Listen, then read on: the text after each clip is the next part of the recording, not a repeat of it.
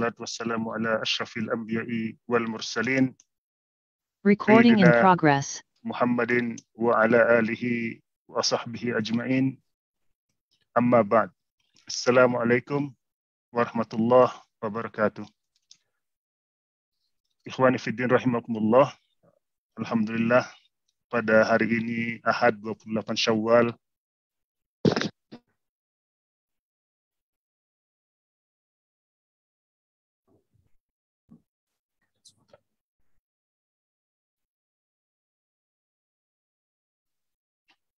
Assalamualaikum. Assalamualaikum. Ustaz, sudah.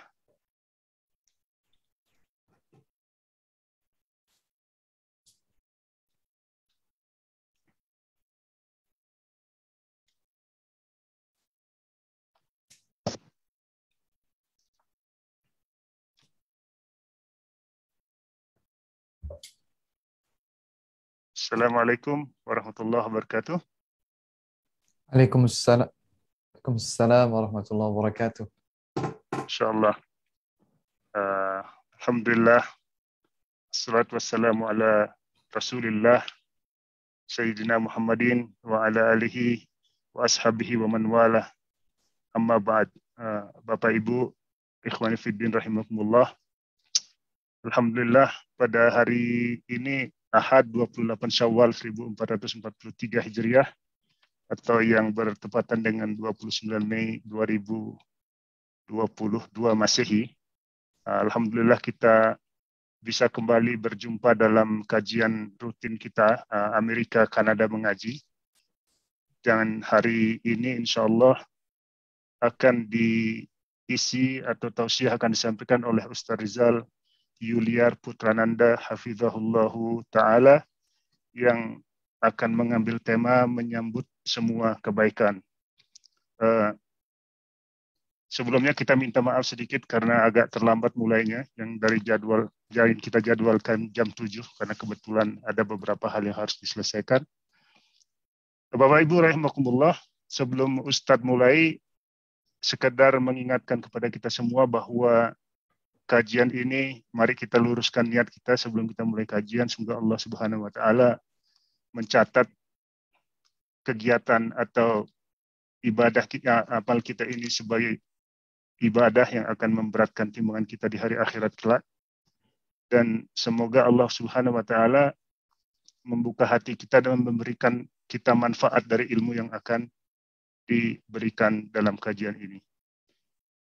Semoga dengan demikian kehidupan kita selanjutnya, terutama dalam mengamalkan ajaran Islam, bisa lebih mantap dan bisa lebih kuat karena dilandasi dengan ilmu yang lebih baik.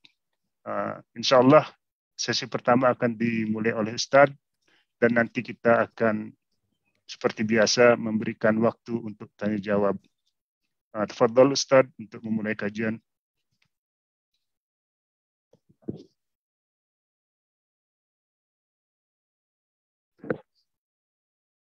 Tafadhal Ustadz. Bismillahirrahmanirrahim. Assalamualaikum warahmatullahi wabarakatuh. Alhamdulillah.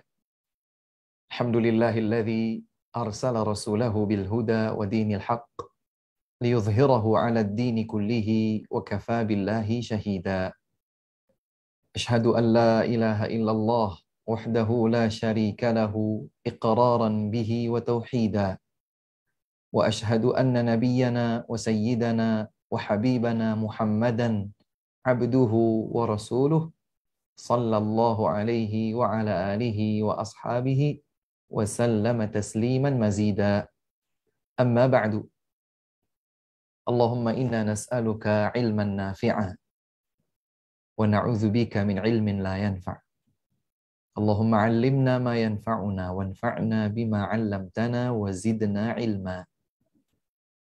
Allahumma ati nufusana taqwaha wa zakkiha anta khairu man zakkaha anta waliyuha wa maulaha. Ya hayyu ya qayyum birahmatika nastaghith aslih lana sya'nana kullah ولا تكلنا إلى أنفسنا طرفة عين. ثم أما بعد.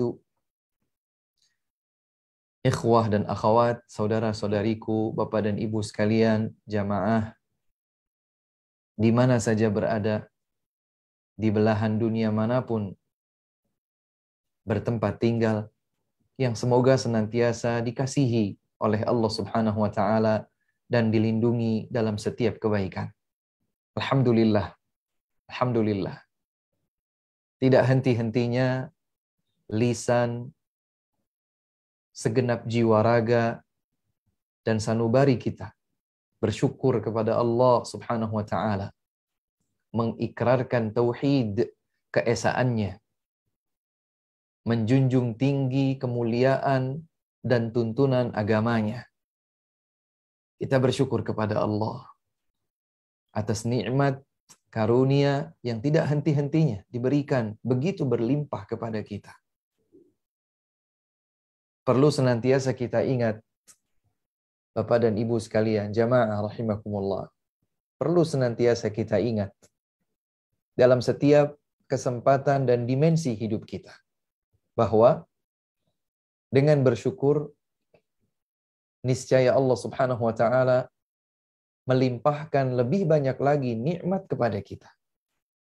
Barang siapa bersyukur, niscaya Allah akan menambahkan baginya kenikmatan. Tidak hanya itu. Bahkan dengan bersyukur, Allah Subhanahu wa taala akan melindungi kita dari ancaman siksa. Kita pernah mendengar ayat Allah Subhanahu wa taala, la in syakartum la azidannakum. Bila mana kalian bersyukur, niscaya aku, kata Allah, akan menambahkan nikmat bagi kalian. Ternyata ada ayat lain di mana Allah Subhanahu wa taala juga berfirman, ma yaf'alullahu bi'adzabikum in syakartum wa amantum. Allah Subhanahu wa taala tiada mengazab kalian dengan siksanya bila mana kalian bersyukur dan beriman kepadanya. Maka syukur merupakan perisai yang akan melindungi seorang hamba dari ancaman siksa Allah Subhanahu wa taala. Salawat serta salam semoga tersampaikan selalu kepada baginda tercinta, Nabi yang kita agungkan bersama, yang kita dengan penuh kesungguhan mengikuti tuntunan dan keteladanannya. Beliaulah Nabi Muhammad sallallahu alaihi wa ala alihi wasallam. Semoga salawat dan salam itu juga sampai kepada seluruh keluarga beliau, istri, para sahabat, dan siapapun di antara umat beliau yang istiqamah di atas tuntunan sunnah dan bimbingan beliau hingga akhir zaman tiba. Jamaah sekalian yang semoga dimuliakan Allah Subhanahu wa taala. Di kesempatan singkat kali ini, kebetulan kami di Indonesia ini masih pagi, waktu duha. Dan barangkali berbeda waktu dengan jamaah sekalian di berbagai tempat di Kanada dan yang lain. Mungkin ada yang baru terbenamnya matahari masuk waktu maghrib dan seterusnya. Alhamdulillah. Meski dari kejauhan, meski dari kediaman masing-masing, di waktu yang berbeda, di negara bahkan lintas benua yang jauh adanya, Allah Subhanahu wa taala memberikan kemudahan, taufik kepada kita untuk bisa berada di majelis ilmu. Maka yang menyatukan kita adalah nikmat ilmu. Waktu bisa berbeda, tempat mungkin berbeda, kesempatan juga berbeda, tetapi majelis ilmu ini mengikat kita dalam satu komitmen untuk menjunjung tinggi agama Allah Subhanahu wa taala. Berarti kita belajar agama. Kita belajar tuntunan Allah. Kita kaji bimbingan Rasulullah sallallahu alaihi wa ala alihi wasallam. Dan ini adalah sebuah kenikmatan yang besar. Allah Subhanahu wa taala menyatakan di dalam surat Al-Mujadilah ayat ke-11, yarfa'illahu alladhina amanu minkum walladhina utul ilma darajat. Allah Subhanahu wa taala mengangkat, mengangkat kedudukan hamba yang beriman dan hamba yang diberikan anugerah ilmu oleh Allah, diangkat kedudukannya. Seberapa tinggi diangkat? Darajat. Derajat yang tidak ditentukan dalam ketinggian tertentu. Allah Subhanahu wa taala yang memilih dan menentukannya. Semakin kokoh keimanan seorang hamba, semakin tinggi ilmu agama yang dipelajari dan diamalkan, berarti semakin tinggi pula kedudukan dan kemuliaan hamba tersebut di sisi Allah Subhanahu wa taala. Semoga dengan keikhlasan dalam niat hati, dengan kesungguhan untuk sesaat dari 24 jam putaran waktu dalam satu hari yang kita lalui ini, sesaat namun memiliki nilai yang agung di sisi Allah Subhanahu wa taala, sekaligus menjadi bekal buat kita saat nanti kita menjumpai Allah Subhanahu wa taala. Maka kebersamaan ini menjadi kebersamaan yang bernilai ibadah, memberatkan timbangan kebaikan kita di sisi Allah Subhanahu wa taala. Allahumma amin. Jamaah sekalian rahimakumullah, sebentar lagi kita akan melewati bagian akhir dari bulan Syawal 1443 Hijriah. Bulan ke-10 dari rangkaian 12 bulan dalam satu tahun berdasarkan hitungan tahun Hijriyah. Selanjutnya kita akan sambut Dzulqa'dah, kemudian Dzulhijjah, bulan 12, dan kita akan masuk kepada bulan berikutnya sebagai putaran tahun selanjutnya 1444 Hijriah. Yang sedang ingin kami garis bawahi adalah serangkaian firman Allah Subhanahu wa taala di penghujung surat Ali Imran. Tepatnya ayat 190 dan seterusnya. Di rangkaian ayat tersebut Allah Subhanahu wa taala menyebutkan banyak hal yang semoga dapat memotivasi kita untuk menyambut semua kebaikan. Allah Subhanahu wa taala berfirman, A'udzu billahi minasyaitonir rajim. Inna fi khalqis samawati wal ardi wa ikhtilafil laili wan nahari laayatin liulil albab. Sesungguhnya pada penciptaan langit dan bumi, pada putaran siang dan malam, terdapat tanda-tanda kekuasaan Allah. Tapi bukan bagi semua orang. Liulil albab, bagi siapa saja yang mempergunakan kecerdasan akal pikirannya. Bukan orang-orang yang lalai, bukan orang-orang yang mengabaikan, bukan orang-orang yang tidak mau dan tidak mampu menghayati indah, agung, dan mulianya penciptaan Allah Subhanahu wa taala di kehidupan dunia ini. Allah berfirman, pada penciptaan langit dan bumi, pada pergantian siang dan malam, terdapat tanda-tanda, bukan satu. Tanda-tanda, begitu banyak.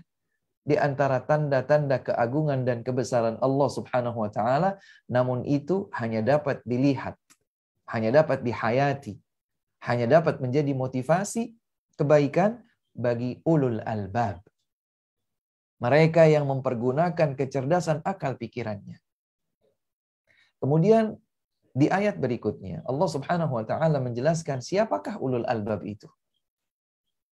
Apa karakteristik yang ada pada ulul albab? Allah Subhanahu wa taala melanjutkan, alladzina yadhkurunallaha qiyaman wa qu'udan wa 'ala junubihim wa yatafakkaruna fi khalqis samawati wal ard.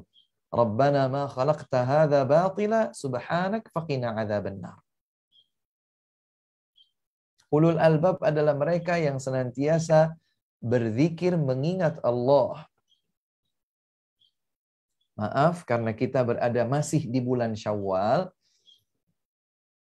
sekaligus ini menjadi seperti sindiran buat masing-masing kita tanpa terkecuali. Alladzina yadhkuruna Allah, yang berzikir mengingat Allah qiyaman, dalam keadaan berdirinya, wa qu'udan, dalam keadaan duduknya, wa 'ala junubihim, dan bahkan dalam keadaan berbaringnya, bukan hanya sekedar ingat kepada Allah di bulan Ramadan saja. Bukan menjadi hamba yang salih atau salihah di bulan Ramadan saja. Bukan hanya menyambut kebaikan dengan penuh semangat di bulan Ramadan saja. Tidak. Yang disebutkan di dalam ayat ini secara mutlak di setiap waktu dan kesempatan. Mereka selalu berzikir mengingat Allah. Karena dengan mengingat Allah, maka dia akan semakin mendekat kepada Allah. Konsekuensinya, dia akan sambut berbagai kebaikan di dalam rangka membekali diri saat nanti berjumpa dengan Allah Subhanahu wa Ta'ala. Ada kebaikan disambutnya. Ada peluang pahala diraihnya dengan penuh semangat. Yadhkuruna Allah qiyaman wa qu'udan wa 'ala junubi. Sehingga setiap ada kebaikan disambut, bahkan mereka tidak hanya semangat di satu waktu atau satu momen saja. Di setiap saat. Di berbagai momen dan kesempatan. Di setiap dimensi kehidupan. Dan insya Allah kita akan fokus membahas ini. Bagaimanakah seorang mukmin memiliki karakteristik selalu menyambut berbagai kebaikan. Semuanya tidak dipilih-pilih. Setiap kali ada peluang kebaikan, ada peluang pahala, bernilai ketaatan kepada Allah Subhanahu wa Ta'ala yang akan memberatkan timbangan kebaikan amal salihnya, maka dia bergegas. Fa idza faraghta fansab. Jika engkau telah usai dari satu kebaikan, bergegaslah dengan penuh kesungguhan menuju kebaikan berikutnya. Allahu Akbar. Wa yatafakkaruna fi khalqis samawati wal ard. Kemudian mereka selalu bertafakkur, menghayati, merenungi, menjiwai pada penciptaan langit dan bumi yang luar biasa hebat, tiada tandingnya. Yang luar biasa, tidak mampu dijangkau oleh oleh nalar akal pikiran manusia. Selalu saja ada sesuatu temuan-temuan yang baru. Oh ternyata demikian, oh ternyata demikian, oh ternyata demikian. Hamba yang mukmin, hamba mukminah, yatafakkarun. Mereka bertafakkur. Mereka menghayati fi khalqis samawati wal ard, pada penciptaan langit dan bumi.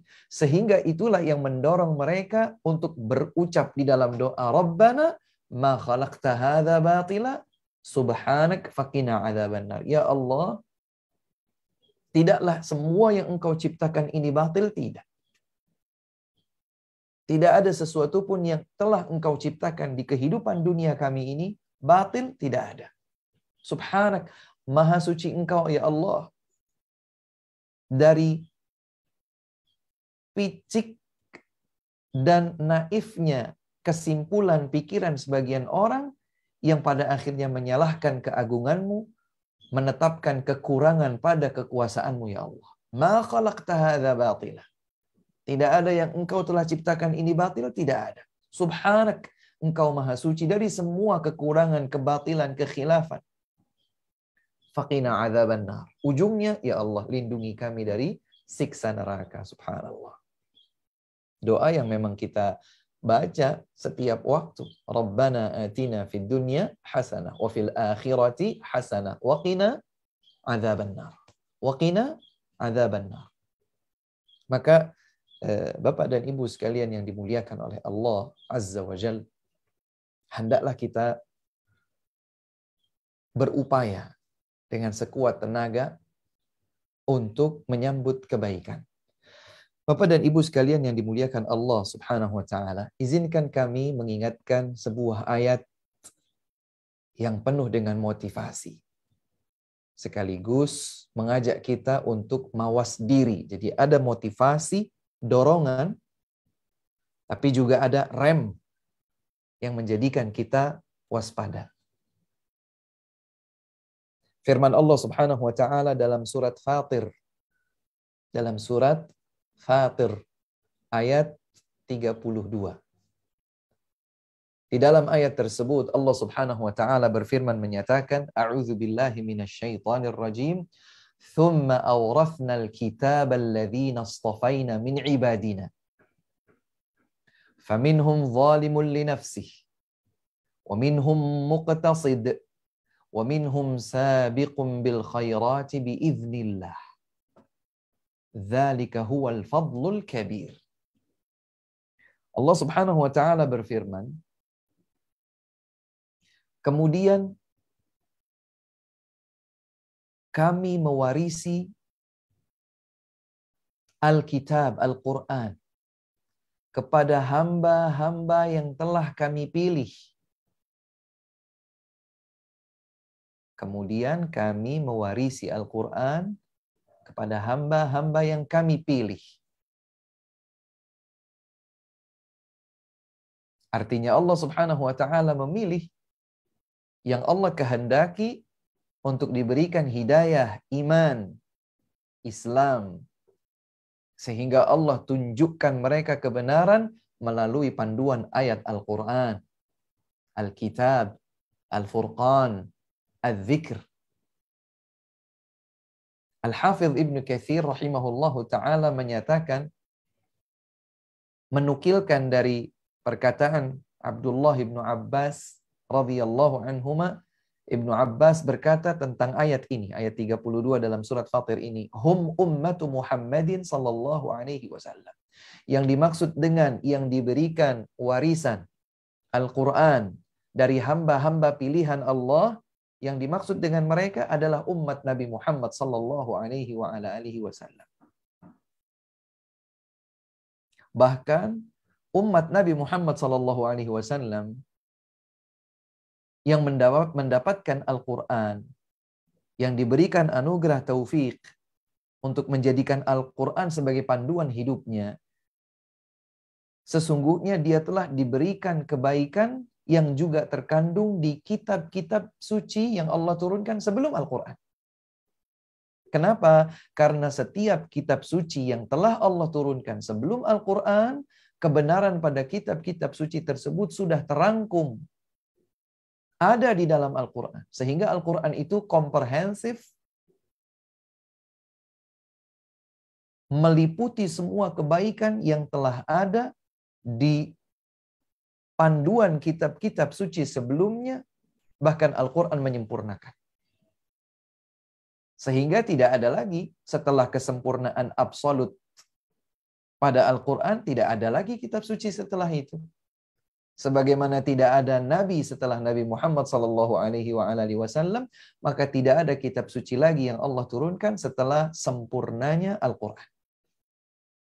Maka kata Abdullah ibnu Abbas, yang dimaksud di dalam ayat ini, hamba-hamba pilihan Allah yang diwariskan untuk mereka Al-Quran, Al-Kitab, adalah umat Nabi Muhammad sallallahu alaihi wasallam. Dan menarik pada bagian lanjutan ayat ini, Allah menyatakan faminhum zalimun li nafsihi. Tapi di antara umat Nabi sallallahu alaihi wasallam ada yang zalim terhadap dirinya. Ini jenis pertama di antara umat Nabi sallallahu alaihi wasallam, ada yang zalim terhadap dirinya. Dengan apa mereka menzalimi diri mereka? Dengan dosa. Dengan kelalaian, dengan kekufuran, dengan kemaksiatan. Mereka zalimi diri mereka sendiri. Karena tidaklah seseorang berbuat dosa, maksiat, kekufuran, kekhilafan, kecuali berarti dia seakan menyeret dirinya kepada ancaman dosa, kepada ancaman siksa. Karenanya kita dituntun di dalam beristighfar, di dalam redaksi doa yang Allah Subhanahu wa taala abadikan dalam Al-Qur'an, Rabbana zalamna anfusana. Ya Allah, kami telah zalimi diri kami sendiri. Bagaimana seseorang menzalimi dirinya? Tatkala dia melakukan dosa, kemaksiatan, maka berarti dia menzalimi dirinya sendiri karena dia menyeret dirinya ke dalam ancaman siksa. Waliyadzubillah. Maka Allah Subhanahu wa taala menyebutkan bahwa di antara umat Nabi sallallahu alaihi wasallam ada jenis yang pertama yang Allah berikan mereka predikat zalimul li nafsih. Dia zalim kepada dirinya sendiri. Kemudian jenis yang kedua Allah sebutkan dalam ayat ini muqtasid wa minhum muqtasid. Di antara mereka ada jenis yang kedua yang disebut muqtasid. Secara bahasa, secara etimologi, muqtasid artinya adalah orang yang irit. Orang yang irit. Kenapa disebut muqtasid dengan arti secara etimologi berarti pelit? Karena jenis yang kedua ini adalah umat Nabi Muhammad sallallahu alaihi wasallam yang hanya menyambut kebaikan berupa amal wajib saja. Adapun yang anjuran, nafilah, dia tidak kerjakan. Dia hanya tinggalkan yang haram saja, tapi barangkali dia masih menyambut yang makruh, yang syubhat pun tidak dia jauhi.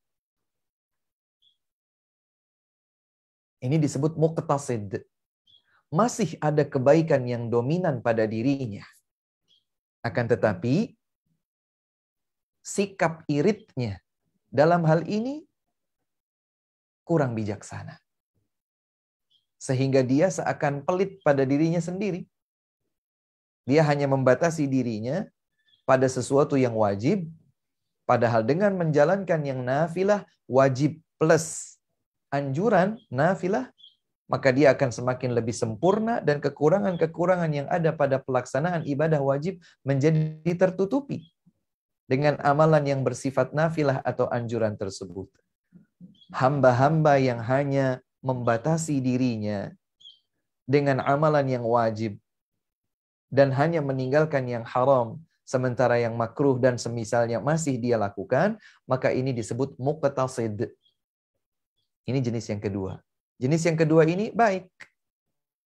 Tentu tidak sama seperti jenis yang pertama yang disebutkan oleh Allah, dia zalimi dirinya. Yang kedua, dia tidak zalimi dirinya. Karena dia menjalankan kewajiban, dia tinggalkan keharaman. Hanya saja ada yang tidak sempurna pada totalitas penghambaan dirinya kepada Allah Subhanahu wa taala. Ini jenis yang kedua. Kemudian jenis yang ketiga yang Allah sebutkan di dalam ayat ini, wa minhum sabiqum bil khairati biidznillah. Dan di antara mereka umat Nabi sallallahu alaihi wasallam ada yang selalu terdepan memenangkan semua kebaikan dengan izin Allah Subhanahu wa taala. Allahu akbar. Jenis yang ketiga adalah jenis yang selalu menyambut setiap kebaikan. Sabiq. Dia selalu menang, dia selalu terdepan. Bil khairat. Dalam semua kebaikan. Biiznillah. Dengan izin dan taufik dari Allah Subhanahu wa taala. Dzalika huwal fadlul kabir. Yang seperti itulah karunia besar dari Allah Subhanahu wa taala pada diri seorang hamba. Bapak dan Ibu sekalian jamaah yang kami cintai karena Allah Subhanahu wa taala di mana saja berada. Kalau seandainya ada 3 jenis ini di antara umat Nabi sallallahu alaihi wasallam dan kita adalah bagian dari mereka umat Nabi, kita kira-kira ingin menjadi yang mana? Yang pertama, yang disebut zalimul li nafsi, zalim kepada dirinya, atau kita ingin menjadi yang kedua, yang membatasi diri pada sikap iqtisad, muqtasid, cukup yang wajib-wajib saja, tinggalkan yang haram-haram saja, peluang kebaikan banyak diabaikannya. Ya, rambu-rambu kurang diwaspadainya. Kita ingin menjadi yang kedua ini, atau kita ingin menjadi orang yang terdepan, orang yang selalu menang dalam berbagai bentuk kebaikan. Dia sambut semua kebaikan dengan izin Allah Subhanahu wa taala. Tentu kita ingin menjadi jenis yang ketiga. Meskipun disebutkan pada urutan belakang, tapi sesungguhnya itulah yang terdepan, karena disebutkan pada urutan yang ke belakang untuk ada gambaran perbandingan dengan yang pertama dan yang kedua. Izinkan saya memberikan ilustrasi kepada jamaah sekalian. Andai di hadapan kita ada pilihan 3 baju berwarna putih.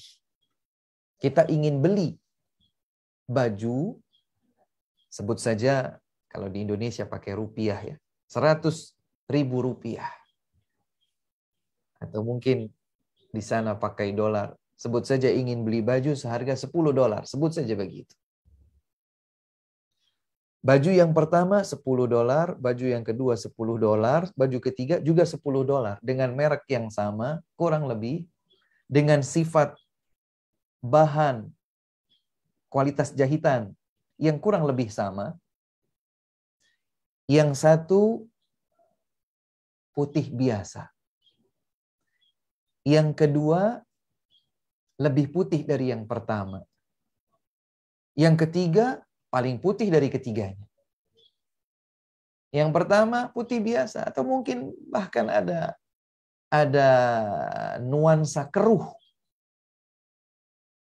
Warnanya tercampur dengan noda keabu-abuan misalnya begitu.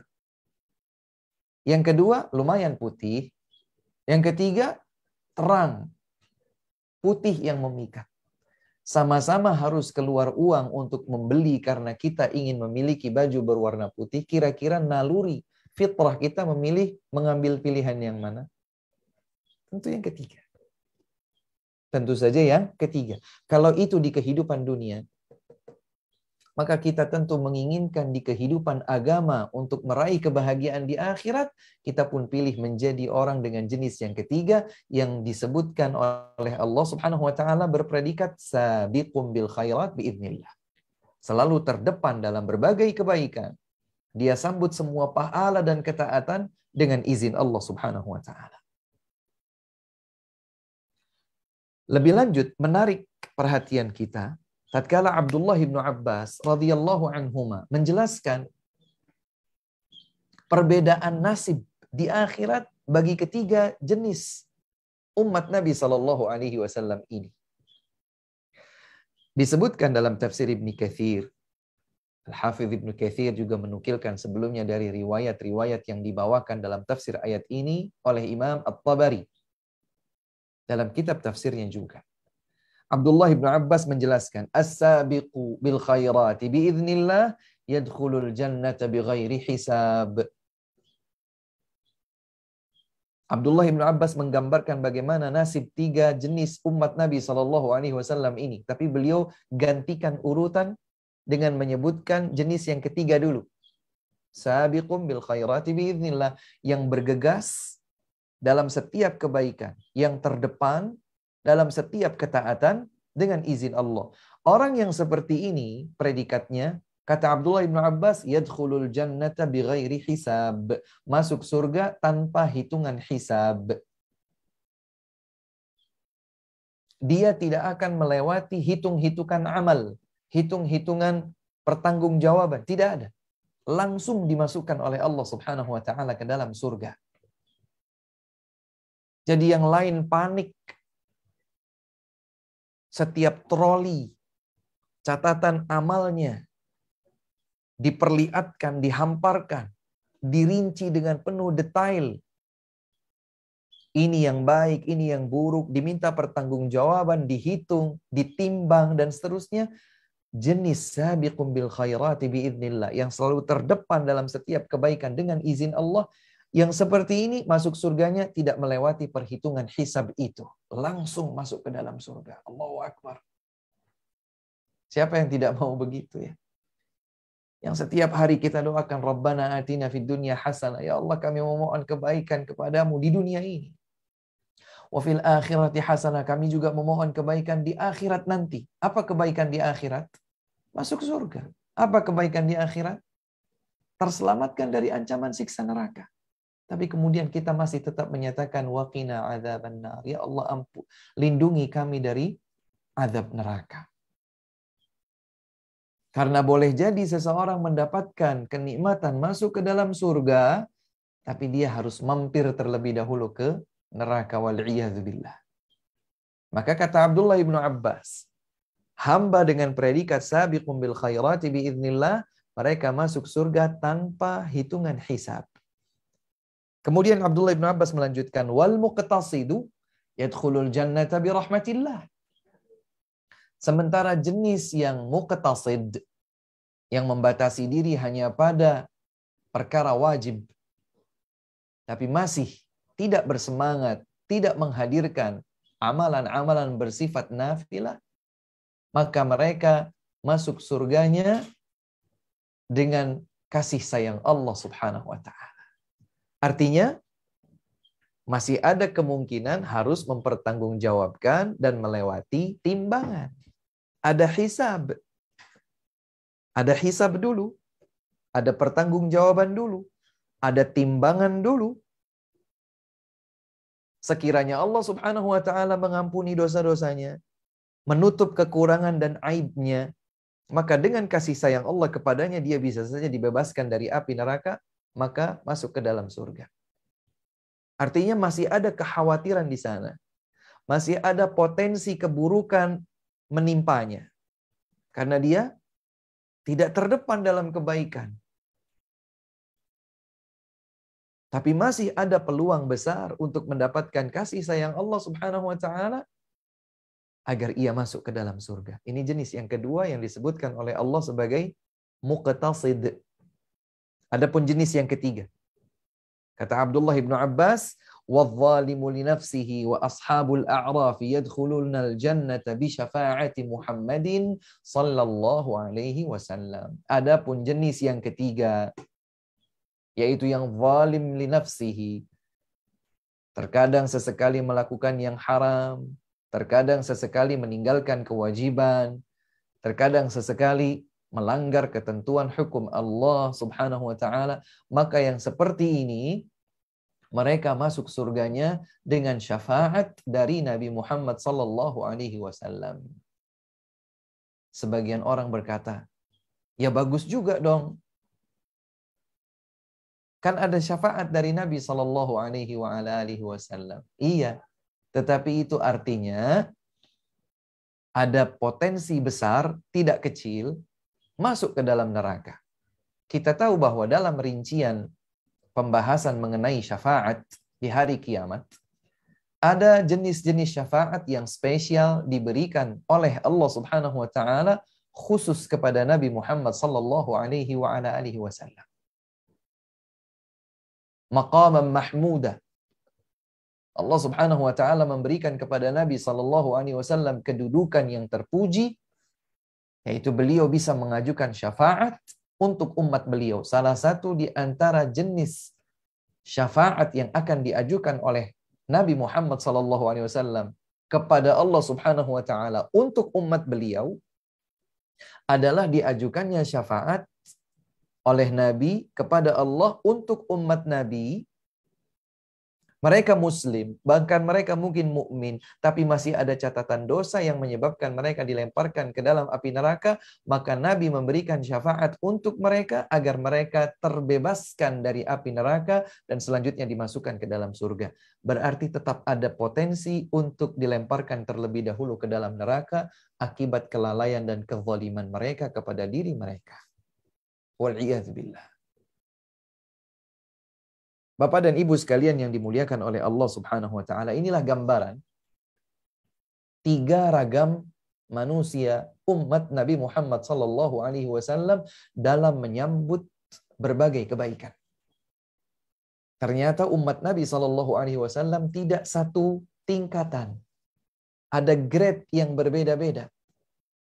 Ada the best one, grade yang tertinggi, yang mereka akan masuk surganya, Masya Allah, ya, dengan begitu nyaman, ya, tanpa harus mampir ke meja persidangan, tanpa hitungan, langsung masuk surganya.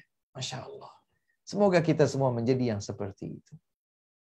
Ada juga di antara umat Nabi SAW yang masuk surganya masih menunggu kepastian, masih mengharapkan kasih sayang Allah Subhanahu wa ta'ala, masih ada potensi melewati persidangan.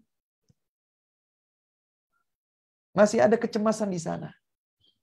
Sementara jenis yang ketiga, mereka sudah harus mempertanggungjawabkannya terlebih dahulu dengan siksa. Mereka melakukan kemaksiatan, mereka tinggalkan kewajiban dan semisalnya, maka mereka akan dibersihkan terlebih dahulu, diancam dengan siksa Allah Subhanahu wa taala, manakala Nabi SAW mengajukan syafaat kepada Allah untuk mereka, mungkin mereka akan dikeluarkan dari neraka dan dimasukkan ke dalam surga. Ikhwah dan akhwat, bapak dan ibu, saudara-saudariku yang sangat kami cintai karena Allah Subhanahu wa taala. Kita ingin menjadi hamba-hamba yang ibadah kita tidak hanya hebat, maksimal dan optimal di bulan Ramadan. Kita ingin ibadah kita konsisten, istiqamah di atas ketaatan kepada Allah Subhanahu wa taala setiap waktu, setiap saat. Dan ini memang yang harus kita jaga.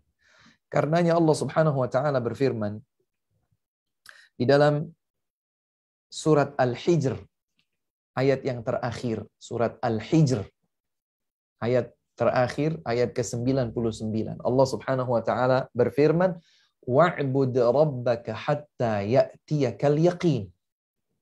Beribadahlah engkau kepada Allah Subhanahu wa taala sampai ajal kematianmu, yang itu merupakan sebuah keyakinan, yakin ajal itu akan tiba, datang kepadamu.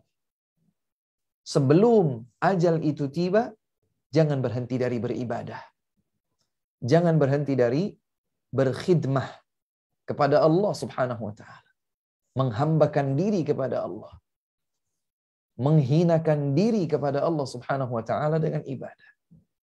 Beribadahlah kepada Allah sampai datang ajal kematianmu. Mungkin seseorang akan berkata, "Ustaz, capek Ustaz. Beribadah terus capek Ustaz. Dari muda saya jadi anak saleh. Sekarang usia saya sudah hampir 60 atau lebih 60 atau mungkin sudah sampai 70. Sudah sekian puluh waktu saya beribadah kepada Allah Subhanahu wa taala. Lelah saya." Mungkin hadir di dalam benak pikirannya atau dibisikkan oleh syaitan di dalam kalbunya. Sudah, kamu tidak perlu lagi menambah ibadah, kamu sudah baik. Sehingga ada ketidaksabaran untuk segera menghentikan ibadah. Saya sudah baik. Ramadan kemarin, alhamdulillah. Puasa setiap hari, salat malam tidak pernah ditinggalkan. Baca Quran selesai khatam 5 kali. Zikir pagi sore tidak pernah saya tinggalkan. Hadir di majelis ilmu, baik offline ataupun online. Pakaian saya sudah baik, saya sudah baik. Dibisik oleh syaitan. Kalau begitu, sekali kalau saya berbuat maksiat tidak masalah. Kebaikan saya sudah saya kumpulkan kemarin. Sekali waktu kalau lupa beristighfar tidak masalah. Sudah banyak kebaikan yang saya lakukan sebelumnya. Saya soleh, pasti Allah akan ampuni dosa saya. Ketertipuan terhadap dirinya sendiri. Kalau ada yang seperti itu, maka motivasikan untuk dirinya sendiri dengan kesabaran. Sabar untuk konsisten berada di dalam ibadah. Wa'bud rabbaka hatta ya'tiyakal yaqin. Konsistenlah beribadah kepada Allah dengan ibadah yang optimal. Dengan ibadah yang maksimal sampai ajal datang menemuimu. Sebagaimana juga Allah Subhanahu wa taala berfirman di dalam surat Maryam ayat 65. Tadi surat Al-Hijr ayat 99, lihat pula firman Allah dalam surat Maryam ayat 65, "Fa'budhu wastabir li'ibadatih." Beribadahlah engkau kepada Allah dan bersabarlah di dalam ibadah itu. Fastabir li'ibadatih. Beribadah kepada Allah. Bertauhid, mengesahkan Allah dalam berbagai bentuk ketaatan ibadah. Tapi sabar. Jangan loyo di perjalanan. Bangkitkan kembali semangat untuk istiqamah, konsisten di atas penghambaan diri kepada Allah Subhanahu wa ta'ala. Ya. Ada sebuah hadis yang menarik untuk kita cermati di kesempatan ini. Hadis yang diriwayatkan oleh Imam Ahmad, Imam Tirmidzi, Imam Ibnu Hibban, Imam Al-Hakim, dari sahabat mulia Anas bin Malik radhiyallahu taala anhu. Rasulullah sallallahu alaihi wasallam bersabda, "Idza aradallahu bi'abdin khairan ista'malahu." Kata Rasulullah alaihi salatu wasallam, sesungguhnya apabila Allah Subhanahu wa taala menghendaki kebaikan pada diri seorang hamba, apabila Allah Subhanahu wa taala menghendaki kebaikan pada diri seorang hamba, maka Allah akan mempergunakannya. Allah akan mempergunakannya dalam tanda kutip. Kata-kata Allah akan mempergunakannya juga sempat membuat bingung para sahabat radhiyallahu anhum saat pertama kali Nabi mengucapkan sabda hadis ini. Maka mereka para sahabat juga bertanya, "Ya Rasulullah, kaifa yasta'miluh?" Wahai Rasul, bagaimanakah maksud dari Allah mempergunakannya, mempekerjakannya? Maka Nabi SAW menjawab pertanyaan mereka, sekaligus menjawab pertanyaan kita kalau kita juga sempat bingung apa maksudnya Allah akan mempergunakannya, akan mempekerjakannya. Jika Allah mencintai, menyukai kebaikan pada diri seorang hamba, Allah akan mempekerjakannya. Allah akan mempergunakannya. Apa maksudnya? Kata Nabi SAW, yuwaffiquhu li'amalin salihin qabla al-maut. Allah Subhanahu wa taala akan memberikan taufik kepadanya untuk beramal salih sampai sebelum kematiannya tiba. Subhanallah. Maka dia mendekat kepada kebaikan. Dia menyambut taufik Allah Subhanahu wa taala dalam setiap kebaikan. Seorang hamba yang dikehendaki kebaikan oleh Allah selalu punya semangat yang membara untuk mendekati kebaikan agar dia lakukan. Karena dia tidak tahu kapan dia akan dijemput oleh ajalnya. Sebagaimana firman Allah Subhanahu wa taala dalam surat Luqman ayat yang terakhir. Wa ma tadri nafsum madza taksibu ghada wa ma tadri nafsum bi ayyi ardhin tamut. Tidak satu jiwa pun yang mengetahui apa yang akan terjadi di hari esok. Tidak satu jiwa pun mengetahui di bagian bumi Allah yang manakah dia akan dijemput oleh ajal kematiannya. Karena ajal adalah misteri, tidak diketahui kapan itu akan terjadi. Dia akan mungkin datang tiba-tiba tanpa bertegur sapa terlebih dahulu. Maka seseorang punya semangat. Dia mendekat kepada setiap kebaikan. Dia sambut setiap peluang kebaikan. Yuwaffiquhu li'amalin salihin qabla al-maut. Tanda Allah menghendaki kebaikan pada diri seorang hamba, Allah selalu memberikan taufik kepadanya untuk beramal salih hingga sebelum kematiannya. Allahu Akbar. Ma'asyiral ikhwah wal akhawat rahimakumullah. Maka seorang hamba yang mukmin, seorang hamba yang mukminah, dia akan selalu berlomba dalam setiap kebaikan. Ya. Dia tidak akan menyia-nyiakan. Ada sebuah hadis yang juga pantas untuk kita ingat. Hadis ini diriwayatkan oleh Imam Ibn Hibban, Imam Abu Dawud, Imam Ad-Darimi, di mana Rasulullah sallallahu alaihi wasallam bersabda, "Man abta'a bihi 'amaluhu lam yusri' bihi nasabuh." Orang yang lambat, orang yang kurang, tidak tanggap, tidak cerdas dalam beramal, maka garis nasabnya tidak akan menyelamatkannya kelak di hari kiamat. Jadi orang yang selalu berleha-leha, santai-santai saja, gampang. Nanti kata Nabi SAW, man abta'a bihi 'amaluh, yang amalnya itu kurang, lalai, ditunda-tunda, selalu hanya sekedar menjadi angan-angan saja. Orang yang seperti itu, lam yusri' bihi nasabuh. Garis nasab darah biru, garis ningratnya sekalipun, tidak dapat menyelamatkannya kelak di sisi Allah Subhanahu wa taala. Karenanya Rasulullah alaihi salatu wasallam pernah panggil putrinya Fatimah radhiyallahu taala anha, "Ya Fatimah binta Muhammad." Wahai Fatimah putrinya Muhammad. Kata Nabi alaihi salatu wasallam, "Salini min mali ma syi'ti." Nak, mintalah harta apapun yang engkau inginkan milik Bapak. Jadi Nabi berkata kepada putrinya Fatimah, mintalah dari ayah harta apapun yang engkau kehendaki yang ayah punya. Minta. Walakinni la ughni anki minallahi syai'a. Tapi ingat nak, ayah tidak memiliki jaminan kebaikan bagimu kelak di sisi Allah Subhanahu wa taala bila engkau tidak beriman kepadanya. Bila engkau tidak optimal di dalam beramal mendekatkan diri kepadanya, aku tidak bisa memberikan jaminan. Padahal Nabi SAW adalah ayah bagi Fatimah. Kalau Nabi dijamin surga, kalau Nabi selalu yang terdepan dalam setiap kebaikan,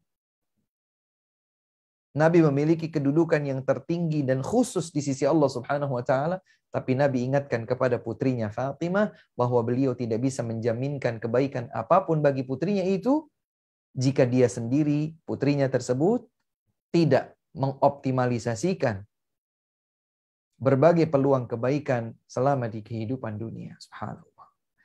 Kalau seperti itu posisi Nabi kepada putrinya, lalu bagaimana dengan kita? Kita tidak pernah mendapatkan jaminan dari Nabi. Kita juga bahkan tidak mungkin atau tidak memiliki hubungan kekerabatan garis nasab dengan Nabi alaihi salatu wasallam. Lalu siapa yang kita ingin andalkan? Maka hendaklah kita berupaya optimal, memaksimalkan semua kesempatan ya yang kita raih sebelum ajal kita tiba. Diriwayatkan oleh Al-Bukhari dalam sebuah hadis yang sahih bahwa Rasulullah SAW pernah merengkuh dengan kedua tangan beliau pundak sahabat bernama Abdullah bin Umar bin Khattab. Putranya Umar bin Khattab bernama Abdullah. Biasa disebut Ibnu Umar. Nabi raih kedua pundak Abdullah bin Umar. Menunjukkan bahwa jarak Nabi dengan Ibnu Umar berarti menjadi semakin lebih dekat. Dan apa yang ingin disampaikannya menjadi bernilai lebih serius dari sekedar biasanya. Kalau berdialog tidak harus begini. Bisa saja terjadi antara diri seseorang jarak 1 meter, 2 meter, 3 meter. Tapi kalau diraih dengan kedua tangan Nabi alaihi salatu wassalam, pundak Abdullah ibn Umar menunjukkan bahwa posisi keduanya dekat dan momennya adalah momen keseriusan. Nabi bersabda menitipkan sebuah pesan kepada sahabat Abdullah ibn Umar dan pesan ini sekaligus juga berlaku bagi kita semua sebagai umat beliau. Beliau menyatakan kun fid dunya ka'annaka gharibun aw 'abiru sabil. Hiduplah engkau di dunia ini seakan engkau adalah seorang asing atau seseorang yang hanya sekedar menyeberang jalan. Namanya orang asing. Saya misalnya, seandainya saya dimudahkan oleh Allah misalnya berkunjung ke kediaman Bapak dan Ibu sekalian, entah di mana, di Colorado, di Kanada, di Amerika. Saya singgah. Maka meskipun saya sudah merasa seperti halnya saya bersama dengan keluarga sendiri, kerabat sendiri, tapi tetap saja tidak bisa saya tepis perasaan di dalam hati saya bahwa saya di tengah keluarga saya ini adalah orang asing. Yang terfikirkan adalah bila hajat keperluan saya sudah selesai, maka saya akan kembali. Karena saya tahu dengan pasti bukan di situ tempat saya tinggal. Orang asing. Sekedarnya, seperlunya, dalam batasan waktu tertentu. Maka Nabi ingat, jadilah engkau di kehidupan dunia ini tidak lebih dari sekedar engkau adalah orang asing di dalamnya atau sekedar menyeberang jalan. Tidak mungkin kita menyeberang jalan itu kemudian berhenti di tengah-tengah dan kemudian kita bermukim di tengah jalan. Nggak mungkin. Kita hanya lewat saja. Kita hanya melintas saja. Tidak untuk menetap. Pesannya singkat. Hiduplah engkau di dunia seakan engkau adalah orang asing atau seorang pelintas jalan yang hanya menyeberang sesaat saja. Begitu dalam wasiat ini disampaikan oleh Rasulullah Sallallahu Alaihi Wasallam kepada Abdullah ibnu Umar. Kemudian pada saat Ibnu Umar menyampaikan wasiat Rasul ini kepada sahabat yang lain, agar ilmu dan kebenaran ini tidak hanya terbatas sampai kepada dirinya. Beliau ingin sampaikan kepada yang lain. Beliau riwayatkan hadis ini kepada sahabat yang lain, kepada generasi berikutnya, itu generasi tabi'in. Dan pada saat beliau menyampaikan hadis ini, beliau memberikan sebuah pesan tambahan yang bersifat implementatif dalam kehidupan. Beliau menyatakan, "Idza amsayta fala tantadhiris sabah. Idza asbahta fala tantadhiril masa. Wa khudh min sihhatika limaradik wa min hayatika limautik." Subhanallah. Seakan-akan ungkapan Abdullah ibnu Umar ini menjadi tafsir yang memperinci, yang menguraikan maksud dari pesan Nabi SAW tadi. Jadilah engkau di dunia, hiduplah engkau di dunia, seakan engkau hanyalah seorang asing dan penyeberang jalan saja. Maka Abdullah ibnu Umar menjelaskan, jika engkau berada di sore hari, ada peluang kebaikan di sana, ada potensi pahala di sana, maka jangan engkau tunggu, engkau tunda sampai di keesokan pagi. Tidak sampai 24 jam. Dari sore sampai esok pagi. Mungkin hanya sekitar 12, maksimal 15 jam. Jika engkau di sore hari melihat peluang kebaikan, ada pahala di sana, maka jangan kau tunda sampai esok pagi. Sebaliknya, jika ada peluang kebaikan di suatu pagi, jangan kau tunda sampai nanti sore. Belum 24 jam. Ada peluang pahala, bernilai kebaikan. Ada janji balasan terindah dari Allah Subhanahu wa taala di pagi hari, jangan kau tunda hingga sore nanti. Kemudian selanjutnya kata Ibnu Umar, dan ambil masa sehatmu sebelum tiba masa sakitmu. Beramal. Lakukan kebaikan. Ambil ais, pundi-pundi pahala Allah Subhanahu wa taala di masa sehatmu sebelum tiba masa sakitmu. Nggak enak loh kalau sholat dalam keadaan sakit gigi atau bisul misalnya, atau sedang demam. Nggak enak ibadah dalam keadaan seperti itu, tidak lebih fokus, tidak lebih damai dibandingkan kalau kita beribadah dalam keadaan sehat. Maka mumpung sehat, optimalisasikanlah kebaikan, disambut dengan penuh kebahagiaan untuk kita lakukan sebelum datang masa sakit. Wa min hayatika limautik, dan ambil masa hidupmu sebelum tiba kematianmu. Kita pasti mati, entah kapan itu terjadi. Maka hendaklah kita mempersiapkan diri agar kita bisa meraih semua peluang kebaikan yang ada di hadapan kita. Terakhir sekali, ada kisah yang menarik diriwayatkan oleh Imam Muslim dari Anas bin Malik Al-Ansari radhiyallahu taala anhu, yang mengisahkan salah satu di antara potret bersejarah, yaitu Perang Badar yang terjadi di tahun 2 Hijriyah. Kalau diibaratkan seperti film yang berjalan, seperti gambar yang slide-nya terus berganti satu demi satu, mengisahkan, menggambarkan tentang bagaimanakah dahulu perjuangan Nabi Muhammad SAW bersama para sahabatnya memperjuangkan agama Allah Subhanahu wa taala ini. Ada peristiwa bersejarah Perang Badar. 300 sekian belas orang bersama Nabi SAW mendapatkan serangan dari Quraisy yang berjumlah 1000 pasukan kurang lebih. Ya, pimpinan Abu Sufyan sebelum masuk Islamnya radhiyallahu taala anhu waktu itu.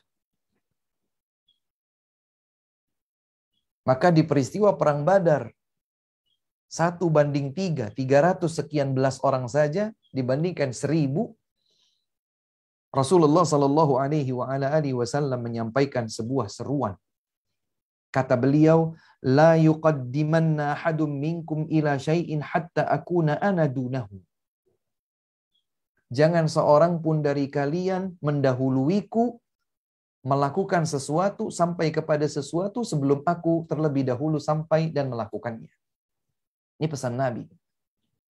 Ya, jadi strategi untuk menjadikan para sahabat memanfaatkan momen perjuangan agama Allah Subhanahu wa taala sebaik mungkin, mengikuti titah perintah Nabi sallallahu alaihi wasallam. Kemudian lebih lanjut ketika sudah tertata rapi pasukan barisan kaum muslimin para sahabat Nabi sallallahu alaihi wasallam, kemudian Nabi bersabda, "Qumu ila jannatin 'arduha as-samawati wal ardu." Bangkitlah menuju surga Allah Subhanahu wa taala yang luasnya adalah langit dan bumi. Dan Nabi memberikan motivasi kepada para sahabatnya radhiyallahu taala anhum. Bangkitlah menuju surga Allah Subhanahu wa taala yang luas surga tersebut adalah langit dan bumi. Maka ada seorang sahabat bernama Umair bin Humam Al-Ansari. Umair bin Humam Al-Ansari radhiyallahu anhu. Sahabat itu kemudian mendengar begitu jelas motivasi yang disampaikan oleh Nabi SAW untuk membangkitkan, mengobarkan semangat para sahabat menyambut surga Allah Subhanahu wa taala. Bukan mencari hidup, bukan mencari harta rampasan perang. Justru mereka memperjuangkan agama Allah sehingga pada akhirnya meninggal dunia dan menggapai surga Allah. Ayo bangkit. Gapailah surga Allah Subhanahu wa taala yang luasnya adalah langit dan bumi. Ini sebagaimana firman Allah dalam beberapa ayat Al-Qur'an, di antaranya surat Ali Imran ayat 113. Wasari'u ila maghfiratin min rabbikum wa jannatin 'arduha as-samawati wal ardu u'iddat lil muttaqin. Bersegeralah kalian menuju ampunan Allah, menuju surga Allah yang luasnya adalah langit dan bumi, telah disiapkan untuk hamba-hamba yang bertakwa kepadanya. Di sini Nabi SAW juga mengatakan seperti itu. Ayo, bangkitlah menuju surga Allah Subhanahu wa taala yang luasnya langit dan bumi. Maka sahabat Umair bin Humam Al-Ansari bertanya, Rasul, surga yang dijanjikan oleh Allah melalui perjuangan jihad ini, luasnya adalah langit dan bumi? Umair bertanya. Maka Rasulullah SAW menjawab, "Na'am, iya benar." Maka kemudian Umair berkata, "Bakhin, bakhin." Aduh, gitu ya. Apa maksudnya bakhin, bakhin itu? Maka Rasul bertanya, "Ma hamalaka ala qaulika bakhin, bakhin?" Apa yang menjadikanmu mengucapkan, bakhin, bakhin. Kenapa kau berkata demikian, wahai Umair? Maka Umair bin Humam Al-Ansari menjawab, kata beliau, "La wallahi ya Rasulullah." Tidak. Bukan maksud buruk dari ungkapan itu, wahai Rasulullah. Demi Allah. Illa raja'ata an akuna min ahliha. Hanya semangatku saja. Ya, aku ungkapkan itu sebagai bentuk semangatku untuk menggapai surga Allah dan aku menjadi orang yang berada di dalam surga itu. Subhanallah. Jadi ketika disampaikan, gitu ya. Seperti sebuah respon yang multi makna. Rasul, surga yang luasnya langit dan bumi. Ya. Seakan-akan dia kaget atau apa begitu. Maka Nabi bertanya, kenapa kau begitu? Maka dia menjawab, kata Umair bin Humam Al-Ansari, Rasul, tidak ada yang mendorongku melakukan itu kecuali aku berharap agar aku menjadi penghuni surga yang luasnya langit dan bumi itu. Maka kata Nabi SAW, fa innaka min ahliha. Wahai Umair, engkau akan menjadi bagian dari penghuni surga tersebut. Kemudian melesatlah Umair bin Humam Al-Ansari radhiyallahu ta'ala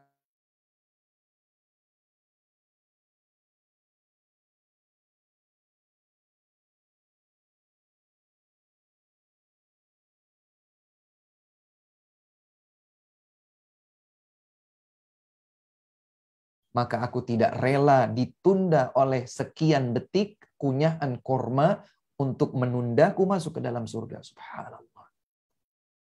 Bapak dan Ibu sekalian, coba kalau kita tanya pada diri kita sendiri, butuh waktu berapa lama untuk mengunyah sebutir buah kurma? Ambil butir buah kurma, kunyah. Butuh waktu berapa lama untuk menyelesaikan kunyahan satu butir buah kurma? Bahkan mungkin tidak 1 menit. 30 detik, setengah menit, ya mungkin kita sudah bisa habiskan. Kata Umair bin Humam al-Ansari, seandainya yang menundaku masuk ke dalam surga seluas langit dan bumi itu hanyalah kunyahan kurma ini, aku tidak rela. Maka kemudian ia lemparkan kurma itu, kemudian dia melesat masuk ke dalam peperangan, dan meninggal dunia, mati syahid. Dan beliau termasuk yang masuk surga dengan ketulusannya dan dengan semangatnya meraih surga Allah Subhanahu wa taala, tidak menunda-nunda karena dia sambut kebaikan ini. Bapak dan Ibu sekalian yang dimuliakan Allah Subhanahu wa taala, para pemirsa di mana saja berada, rahimakumullah. Semoga kajian kita terhadap beberapa ayat Al-Quran, kajian dan renungan kita terhadap beberapa hadis, sekaligus potret para sahabat radhiyallahu taala anhum, ya, yang baru saja kita simak bersama, menjadi penyemangat buat kita, booster, semangat, motivasi kita untuk menyambut kebaikan pahala dimanapun kita berada, dalam keadaan apapun, agar kita dinilai berhak oleh Allah Subhanahu wa taala untuk masuk ke dalam surga. Bukan sekedar masuk surga, tetapi masuk surga tanpa hitungan hisab, menjadi hamba-hamba Allah yang berpredikat sabiqum bil khairati biiznillah, selalu terdepan di dalam berbagai kebaikan dengan izin Allah Subhanahu wa taala. Demikian kiranya kajian singkat kita. Wallahu taala a'lamu bis-shawab wa akhiru da'wana anil hamdulillahi rabbil alamin. Jika ada pertanyaan, kami persilahkan. Jazakallah khair Ustaz. Bapak Ibu rahimakumullah. Silakan yang ingin bertanya bisa dituliskan di kolom chat atau gunakan fasilitas raise hand. Untuk sementara Ustaz udah ada 2 pertanyaan yang masuk. Saya bacakan dulu yang Recording sudah stopped. ada. Assalamualaikum Recording in warahmatullahi wabarakatuh. progress. Berikut pertanyaannya, kira-kira amalan apa saja yang bisa dikerjakan oleh Suara antum kita? mengecil ya, akhi.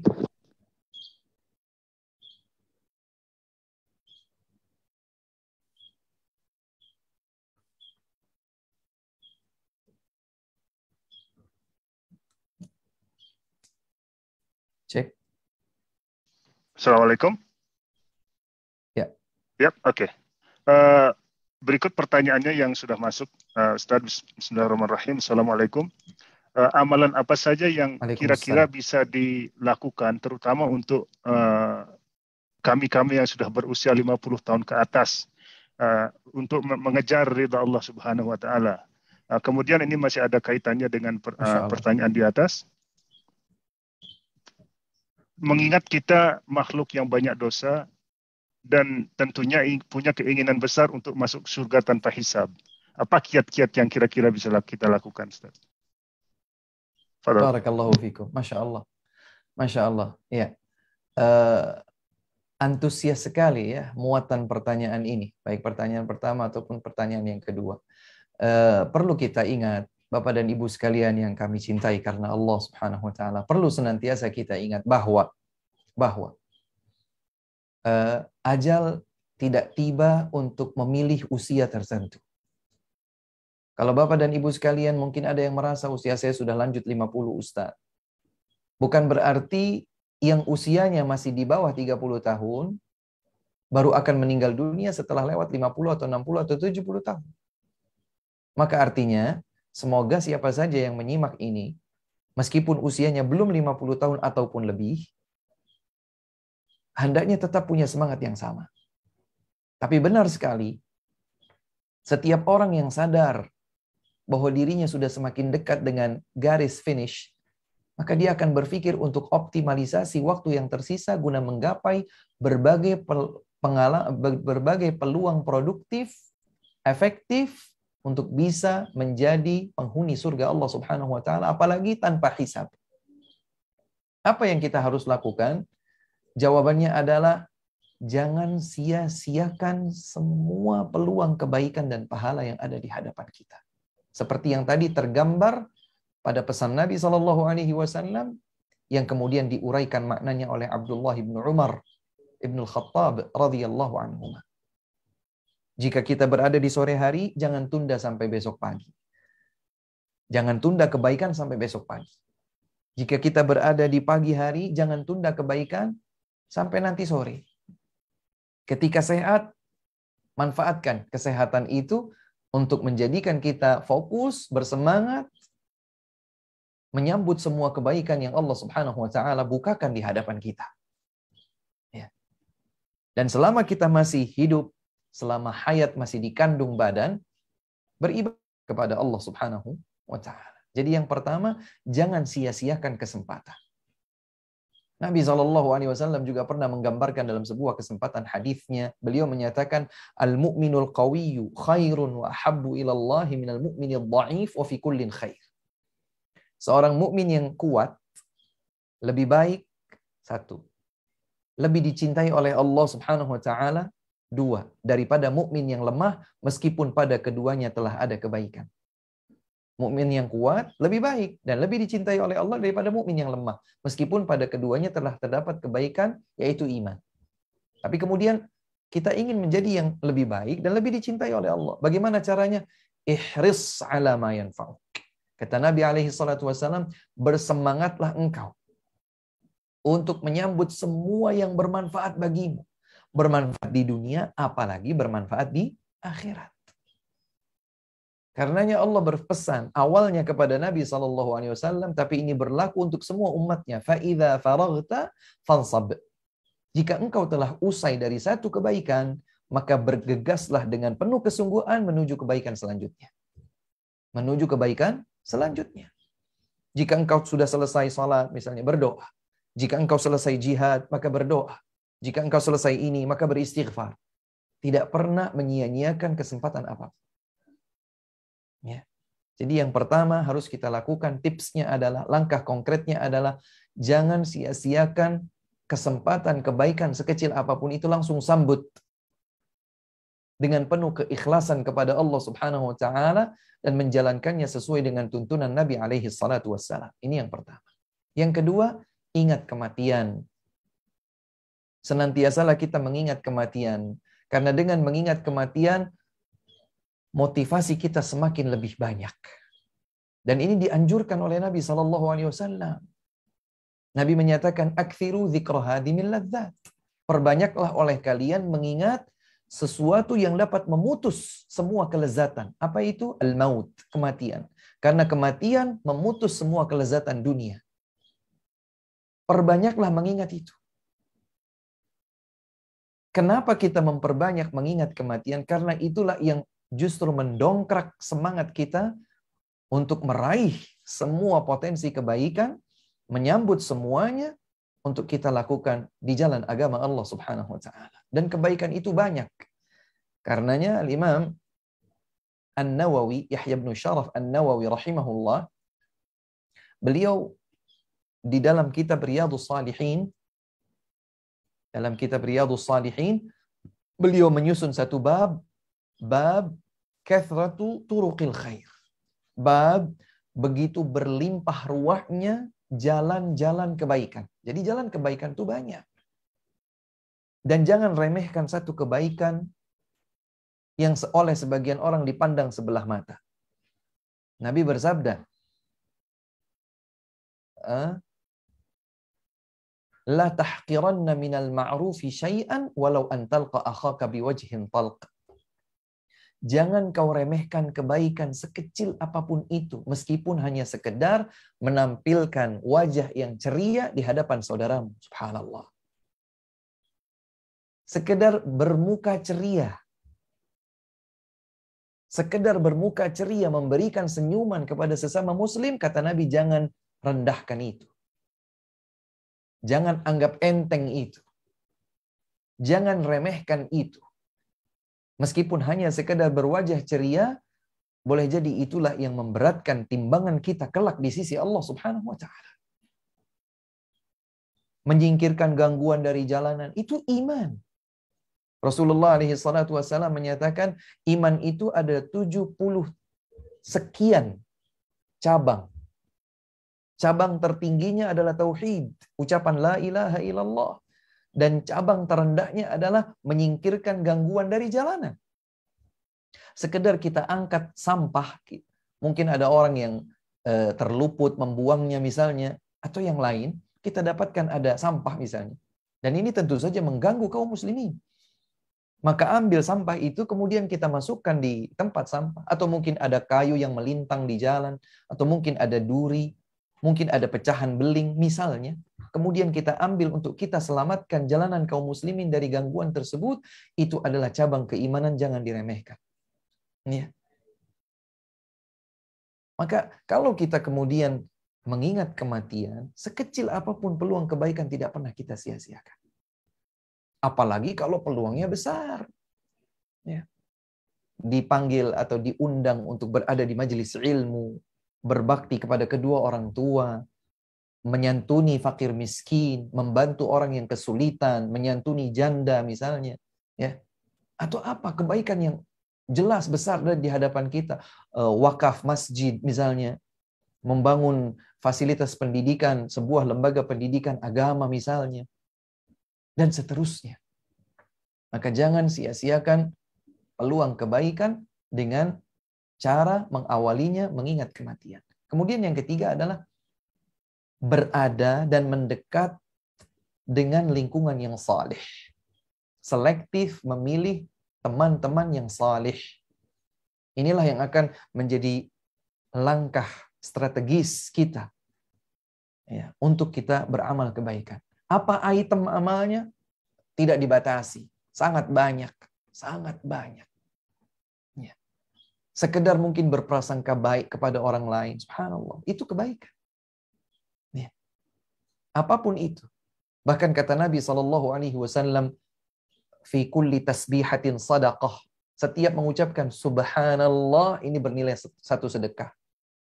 Setiap mengucapkan takbir, Allahu Akbar, mengucapkan tahmid, alhamdulillah, mengucapkan tahlil, la ilaha illallah, ini bernilai sedekah. Wal kalimatu thayyibatu sadaqah, berkata-kata dengan ucapan yang baik itu sedekah. L'amru bil ma'ruf wan nahyu 'anil munkar, beramar ma'ruf nahi munkar. Tidak harus menjadi ustadz. Misalnya kita ajak anak kita untuk sholat, sayang kita sholat ke masjid, misalnya begitu. Ini bernilai sedekah.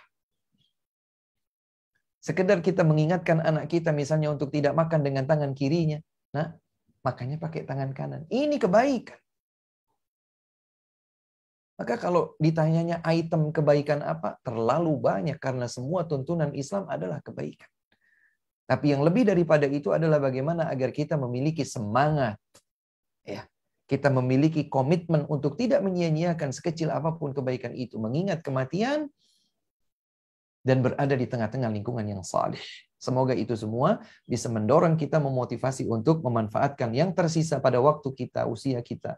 Entah di usia kita 40 tahun, 50 tahun, atau berapapun usia kita. Semoga Allah Subhanahu wa Ta'ala memudahkan kita dengan taufiknya untuk menyambut setiap kebaikan dengan melakukan kesalihan dan ketaatan kepadanya. Wallahu ta'ala a'lam. Mungkin ada pertanyaan yang lain, dipersilahkan. Jazakallah khair. Mudah-mudahan yang bertanya bisa mendapat kejelasan dari jawaban Ustaz. Pertanyaan berikutnya Ustaz.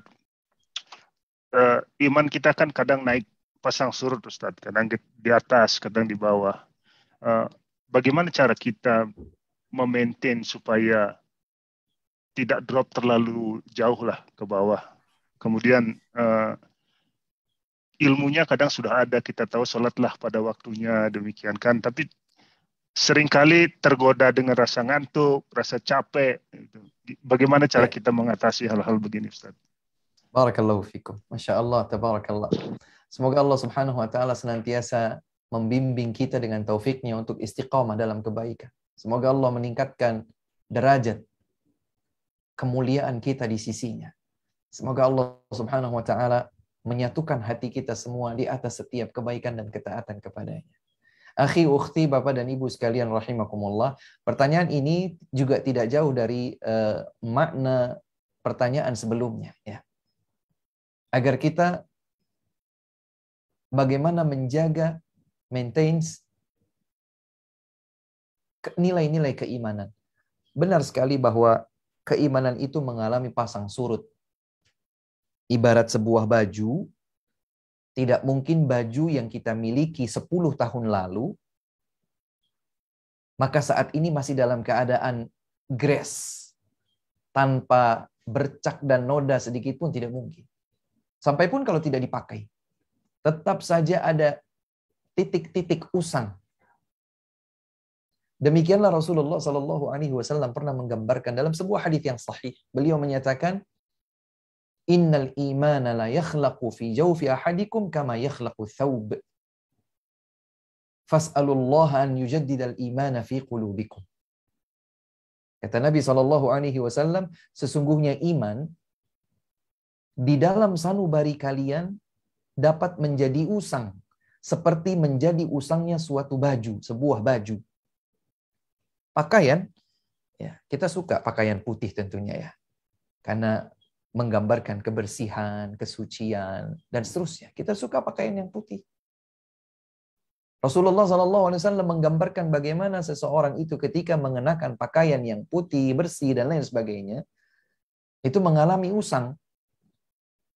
Maka kata Nabi, sesungguhnya iman di dalam sanubari kalian itu bisa menjadi usang seperti usangnya baju yang kalian pakai. Lalu bagaimana caranya? Menjaga agar keusangan itu tidak melekat. Maka Rasulullah SAW mengajarkan kita tuntunan beliau, fas'alullaha an yujaddidal imana fi qulubikum. Mintalah kepada Allah Subhanahu wa taala untuk merefresh, memperbaharui, mengupgrade keimanan di dalam kalbu kalian. Jadi langkahnya melengkapi jawaban yang pertama tadi, berdoa kepada Allah Subhanahu wa taala. Berdoa memohon kepada Allah Subhanahu wa taala agar Allah mengukuhkan stabilitas keimanan kita kepadanya. Tidak surut, tapi setidaknya berada pada titik normal dan cenderung meningkat. Dan doa yang paling banyak dipanjatkan oleh Nabi SAW di masa hidupnya, berdasarkan persaksian sebagian istri Nabi dan para sahabatnya, doa yang paling banyak Nabi panjatkan adalah Ya muqallibal qulub, tsabbit qalbi ala dinik. Ya Allah, yang membolak-balikan hati, teguhkan hatiku di atas agamamu. Jadi minta kepada Allah Subhanahu wa taala. Di dalam hadis yang lain, Rasulullah SAW mengajarkan kita doa, Allahumma inna nas'aluka imanan thabita. Atau kama qala alaihi salatu wassalam. Ya Allah, kami memohon kepada Engkau keimanan yang kokoh. Minta kepada Allah Subhanahu wa taala. Ya. Kemudian selain memohon kepada Allah, lakukan 3 langkah yang tadi disebutkan pada jawaban pertanyaan sebelumnya. Ya. Bersungguh-sungguh meraih semua kebaikan. Dan ingat kematian. Ingat kematian. Kita pasti akan berhadapan dengan Allah Subhanahu wa taala di hari persidangan yang maha dahsyat. Tidak ada sesuatu pun yang terluput dari catatan amal kita. Bahkan kita tidak mampu mengakui aku lupa ya Allah, karena semua akan tercatat dan dihadirkan catatan itu di hadapan masing-masing kita. Kalau kita adalah hamba yang dikasihi oleh Allah, misalnya Allah akan tutupi, Allah akan ampuni, Allah akan selamatkan kita dari siksa. Tapi jika Allah Subhanahu wa taala melihat kita sebagai hamba yang tidak berhak mendapatkan kasih sayangnya, hancurlah kita kalau kita diputuskan untuk mendapatkan siksa. Ya, ingat pengadilan Allah Subhanahu wa taala yang maha dahsyat. Ingat pengadilan Allah Subhanahu wa taala yang maha teliti. Dan sambil mencari lingkungan yang salih, selektif mencari teman-teman yang baik, yang saleh, yang mengingatkan kita kepada kebaikan. Kemudian, di antara cara juga agar kita istiqamah, ya, agar kita bisa tidak menunda-nunda kebaikan adalah dengan membaca atau mendengarkan kisah-kisah para teladan. Baik kisah Rasulullah SAW, kisah para sahabatnya radhiyallahu taala anhum, kisah para tabi'in, murid-muridnya para sahabat. Kisah generasi salih yang telah terdahulu namun terbukti kesalihan mereka. Sehingga Allah menyatakan mereka radhiyallahu anhum wa radu anhu wa a'adda lahum jannat Allah ridha kepada mereka sebagaimana mereka ridha kepada Allah, dan Allah telah siapkan untuk mereka surga. Baca keteladanan mereka, baca biografi hidup mereka. Maka kita akan merasa, oh subhanallah, berarti kita tidak seujung kuku dari prestasi yang mereka telah raih. Kalau tadi kisah Umair bin Humam al-Ansari yang bahkan tidak mau tertunda untuk meraih surga Allah, hanya sekedar dengan sekian detik durasi waktu yang beliau butuhkan untuk mengunyah sebutir buah kurma, maka ini hanya satu dari kisah puluhan ribu para sahabat yang selalu merasa butuh, selalu merasa harus terdepan dalam setiap kebaikan. Tidak mungkin dan tidak ingin mereka menyia-nyiakan kebaikan. Saya coba sebutkan salah satu contoh di antaranya. Disebutkan bahwa sebagian sahabat yang fakir, artinya mereka dari kalangan yang tidak mampu, tidak memiliki kelapangan rizki, mereka datang kepada Nabi SAW mengungkapkan isi hati. Mereka berkata, ya Rasulullah, dhahaba ahlud duthuri bil ujur, yusalluna kama nusalli, wa yasumuna kama nasum, wa yatasaddaquna bifuduli amwalihim. Rasul, orang-orang kaya ini sudah melewati kita dari sisi pahala. Kami kalah pahala. Jadi para sahabat itu bukan, Rasul, mereka kaya, kok kami nggak kaya? Bukan itu. Rasul, mereka kaya. Mereka berpahala lebih dari peluang pahala yang kami miliki. Kemudian mereka menjelaskan, wahai Rasul, mereka itu sholat, kami juga sholat. Berarti pahalanya sama. Mereka sholat, dapat pahala sholat, kami sholat, dapat pahala sholat. Wa yasumun kama nasum. Mereka berpuasa, dapat pahala puasa, kami juga berpuasa, dapat pahala puasa. Wa yatasaddaquna bifuduli amwalihim. Tapi mereka bisa bersedekah karena mereka memiliki harta lebih, sehingga mereka mendapatkan pahala dari sedekah. Kami karena nggak punya uang untuk sedekah, kami nggak bisa dapat pahala dari sedekah. Ini yang mereka irikan. Ini yang membuat mereka ghibtah. Nggak mau kehilangan pahala. Baca kisah para sahabat radhiyallahu ta'ala. Maka Rasulullah SAW memberikan mereka solusi. Kalau begitu, Allah telah jadikan banyak sekali kebaikan itu bernilai sedekah. Seperti tadi disebutkan, satu tasbih, subhanallah, sedekah. Satu takbir, Allahu Akbar, sedekah. Satu tahmid, alhamdulillah, sedekah. Satu tahlil, la ilaha illallah, sedekah, dan seterusnya. Ya. Makanya Abu Bakar As-Siddiq radhiyallahu ta'ala anhu adalah contoh terbaik di antara para sahabat, luar biasa. Suatu ketika selepas salat, Rasul SAW menghadap kepada jamaah, kepada para sahabat yang menjadi jamaah beliau. Kemudian Rasul bertanya, sallallahu alaihi wasallam, beliau bertanya, man asbaha minkumul yawma sha'ima? Siapa yang hari ini berpuasa? Semua sahabat terdiam. Abu Bakar berkata, aku ya Rasulullah. Man ada minkumul yawma maridhan? Siapa di antara kalian yang sehari ini sudah menjenguk orang sakit? Para sahabat terdiam karena mereka tidak ingin bersaksi palsu. Kalau mereka tidak melakukannya, mereka diam. Abu Bakar berkata, aku Rasul. Man at'ama minkumul yawma miskinan? Siapa yang hari ini sudah memberikan makan kepada seorang fakir miskin? Abu Bakar lagi-lagi mengatakan, sendirian. Saya Rasul. Man atba'a minkumul yawma janazatan? Siapa yang hari ini sudah sempat mengusung tandu jenazah untuk dihadirkan ke pemakamannya? Lagi-lagi Abu Bakar mengatakan, aku wahai Rasul. Yang hadir di situ, yang menjadi makmum Nabi SAW, yang melakukan 4 hal itu di dalam satu hari yang sama, hanya Abu Bakar. Ana. Aku Rasul, aku. Maka kemudian kata Nabi SAW, majtama'na fi imri'in illa dakhalal jannah. Tidaklah keempat hal itu, kebaikan itu terkumpul pada diri seseorang kecuali dia akan masuk surga. Subhanallah. Jadi baca biografi generasi terindah, generasi terbaik umat ini, maka kita akan menjadi bersemangat, punya booster untuk melakukan berbagai bentuk kebaikan. Sehingga kita bisa jaga stabilitas keimanan kita dan meninggal dunia dalam keadaan husnul khatimah. Demikian wallahu ta'ala alam. Pertanyaan terakhir barangkali akhi, tafadhal silakan.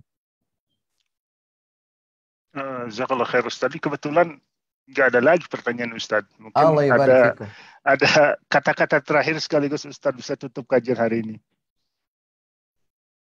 Allah yubarik fikum. Baik. Bapak dan Ibu sekalian yang dimuliakan Allah Subhanahu wa taala, alhamdulillah senang sekali rasanya bisa berada dengan Bapak dan Ibu sekalian dalam kebersamaan ini. Meskipun saya di satu ruang yang hanya sendirian, tapi saya merasa bahwa kita begitu dekat dalam sebuah kehangatan ilmu ya, agar kita bisa saling mengingatkan karena Allah, bisa saling menguatkan di jalan agama Allah Subhanahu wa taala.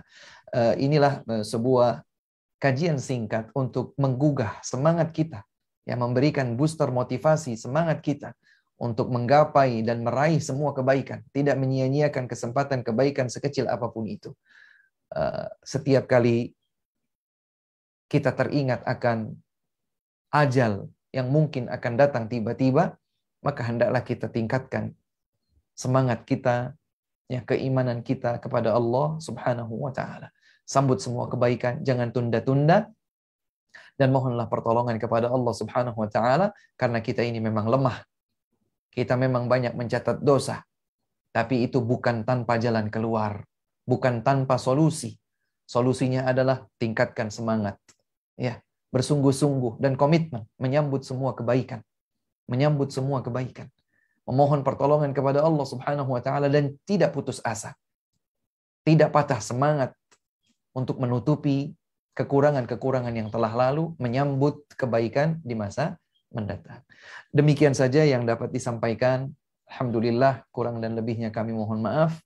Jika terdapat kebenaran, sungguh kebenaran itu mutlak hanya milik Allah Subhanahu wa taala dan bersumber darinya. Dan bila terdapat kekeliruan atau kekhilafan, itulah keterbatasan kita semua sebagai manusia. Semoga Allah Subhanahu wa taala mengampuni dosa-dosa kita semua. Salam hormat kami untuk segenap anggota keluarga di rumah. Ya, semoga kita dikumpulkan kembali oleh Allah Subhanahu wa taala dalam setiap kebaikan. Jika bukan bertemu dalam satu majelis, setidaknya kebersamaan hangat seperti ini bisa berulang kembali dari waktu ke waktu di masa mendatang. Ini saja dari kami. Wabillahi taufiq. Subhanakallahumma wa bihamdika asyhadu an la ilaha illa anta astaghfiruka wa atubu ilaik. Wassalamualaikum warahmatullahi wabarakatuh. Waalaikumsalam warahmatullahi wabarakatuh. Recording stopped. Jazakallah khair Ustadz, Bapak Ibu rahimakumullah. Alhamdulillah hari ini kita sudah menyelesaikan kajian. Mudah-mudahan kajian hari ini bisa bermanfaat bagi kita semua. Dan selanjutnya kami berharap insya Allah silakan menantikan lagi acara atau jadwal kami berikutnya dari Amerika dan Kanada mengaji. Seperti waktu-waktu sebelumnya, kami ingin mengucapkan jazakumullah khairan kepada Bapak Ibu, rekan-rekan semua yang sudah berkontribusi dalam membantu kami atau membantu Amerika Kanada mengaji, baik berupa finansial maupun doanya, sehingga kita bisa terus melakukan kegiatan ini.